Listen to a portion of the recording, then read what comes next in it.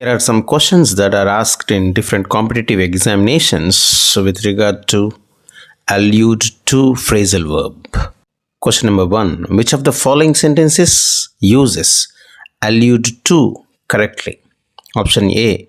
He alluded to the fact that he was unhappy with the decision but didn't say it outright. Option B. She alluded to the door when she mentioned her way out. Option C. The professor alluded to the new policy in his lecture. Question number 2. What does allude to mean? Option A. To give a direct instruction. Option B. To make an indirect reference. Option C. To deny something. Option D. To emphasize a point. Question number 3. Fill in the blank with the correct phrasal verb. The question is, during the interview, the politician dash recent controversies without discussing them in detail. Option A. Alluded to. Option B. Allowed for. Option C. Allowed in. Option D. Alluded at. These are all the different questions. If we really want to answer them correctly, we have to understand the usage of allude to.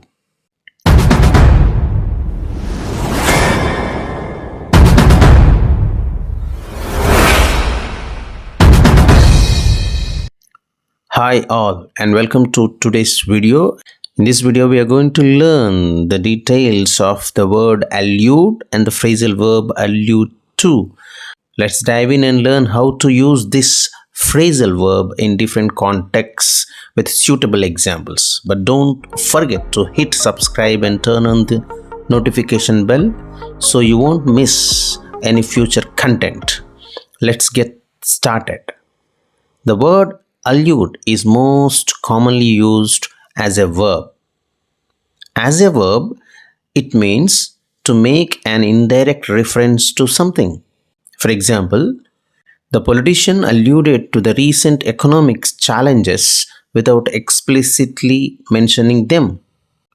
But the noun form of allude is allusion. Allusion means an indirect reference to something. For example, the poem contains several allusions to classical mythology.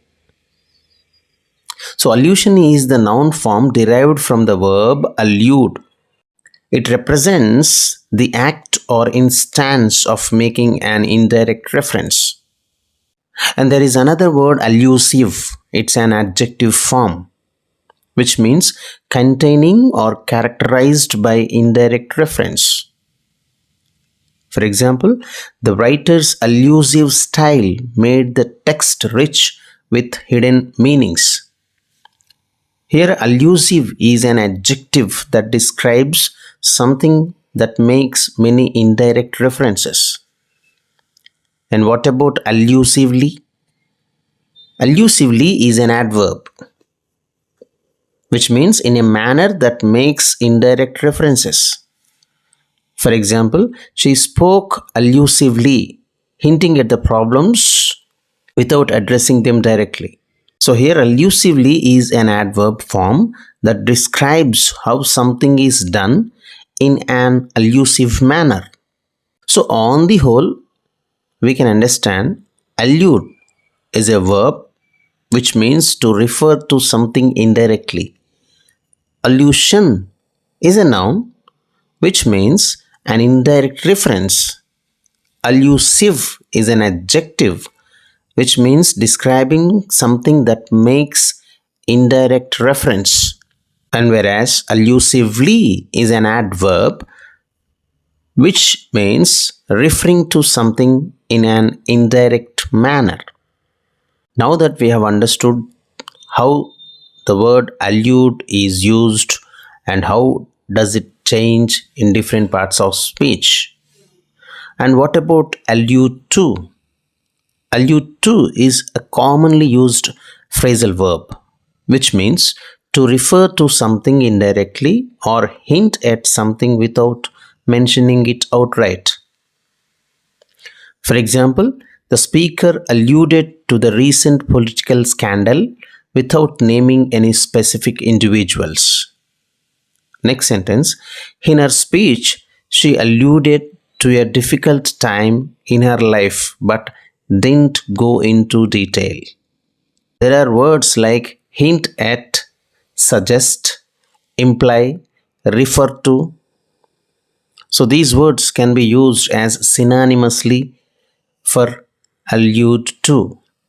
So allude to is often used in contexts where someone is making a subtle or indirect reference to something, usually because they do not want to discuss it openly or because it is widely understood without needing direct mention. Now let's go to the beginning questions and try to answer them and understand why those answers are correct. Question number 1.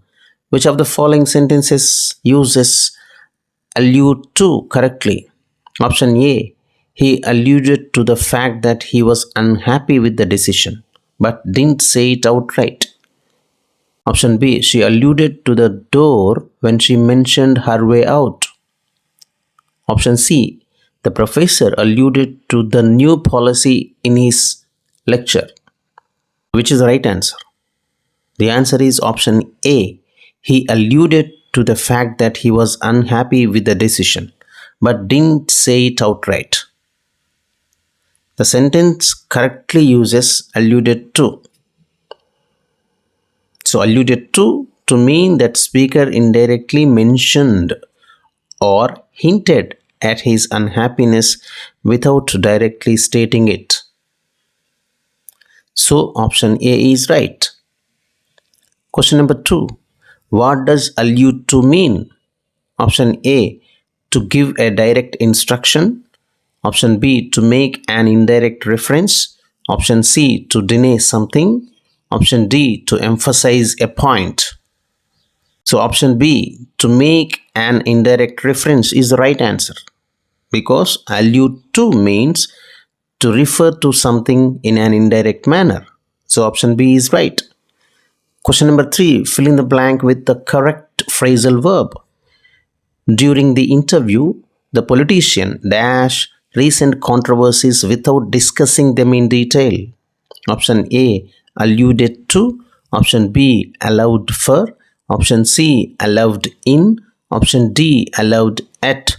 Option D. Alluded at.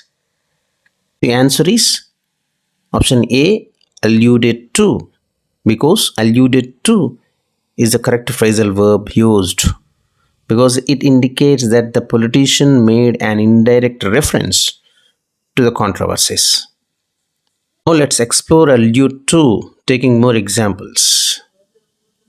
Allude to is used in literature and conversations. For example, the author alluded to Shakespeare's works throughout the novel, which means the author mentioned or hinted at Shakespeare's works without directly naming them.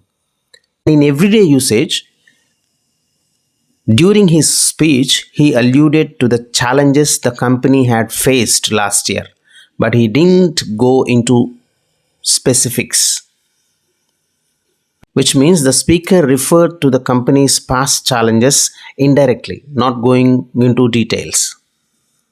Let's see how it is used in academic writings. Authors may allude to previous research or theories to support their arguments without delving into detailed explanations.